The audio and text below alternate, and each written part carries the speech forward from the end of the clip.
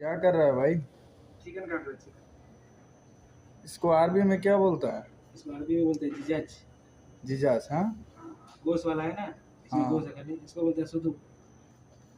इसमें ये खाली कैसा गोश्त है? ये तो बांग्लादेश इंडिया में नहीं मिलता है ऐसे। मिलता है, हाट इंडिया में मिलता है, हड्डी रहेगा मिक्स, इसमें गोश्त है। इसमें तो हड्डी नहीं है, बस सिर्फ भूसा है। हाँ, तो इसको सुदूर बोलते हैं। अरबी में सुदूर बोलता इंडिया है। में चाहिए तो बोलेगा खाली गोश्त वाला चाहिए।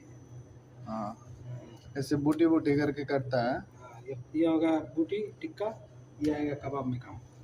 हाँ, इसको कीमा बनाएगा। कीमा बना के कबाब बनाएगा। हाँ?